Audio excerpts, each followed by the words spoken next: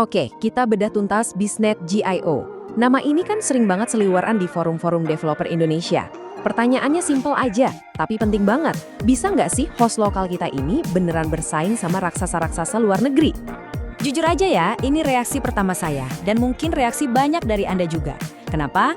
Ya karena kita udah sering lah ya dengar penyedia lokal janjiin performa dewa, tapi pasti coba, kok nggak sesuai ekspektasi. Jadi wajar banget kalau kita skeptis di awal. Tapi, disinilah ceritanya jadi seru. Setelah kita pantau dan uji coba secara independen selama 3 bulan penuh, data yang keluar itu justru cerita yang beda banget. Dan terus terang, hasilnya cukup bikin kaget. Oke, sebelum kita ngomongin data yang bikin kaget tadi, kita mundur sedikit. Sebenarnya apa sih Biznet Gio itu? Kenapa mereka spesifik banget mainnya di pasar Indonesia? Gampangnya gini, Biznet Gio itu layanan cloud dari Biznet. Misi utama mereka itu cuma satu, memberantas masalah latensi. Tahu kan jeda waktu itu? Caranya, mereka taruh data center di sini, di Indonesia. Jadi jarak server ke pengguna itu dekat banget. Ini krusial, penting banget buat bikin website dan aplikasi jadi ngebut. Nah, sekarang kita masuk ke bagian paling penting. Udah bukan lagi soal janji-janji manis di iklan, tapi angka performa yang sesungguhnya.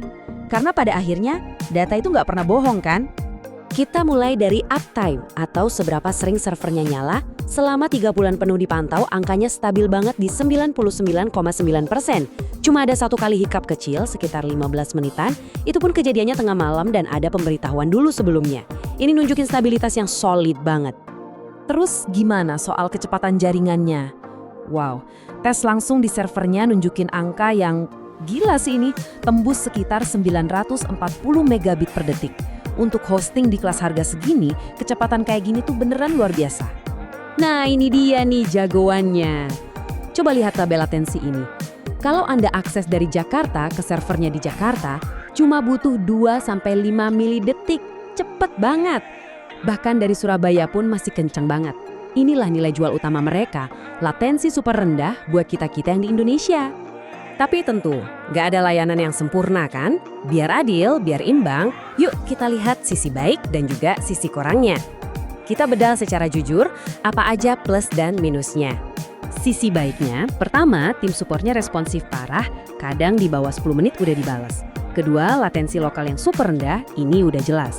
Ketiga, harganya kompetitif banget. Nah, minusnya juga jelas. Data center cuma ada di Indonesia, jadi kalau audiens Anda di seluruh dunia, ya kurang ideal. Terus, beberapa paket yang paling murah masih pakai SSD biasa, bukan NVMe. Dan kecepatan CPU-nya sedikit di bawah kompetitor internasional. Pertanyaan ini pasti muncul di kepala Anda sekarang. Oke, Biznet Gio kelihatannya bagus. Tapi, gimana kalau kita adu langsung sama pemain lokal besar lainnya? Sebut aja Niaga Hoster. Bedanya itu ada di target pasarnya. Gini deh, Niaga Hoster itu jago banget di kemudahan, cocok banget buat pemula yang baru mulai dengan shared hosting.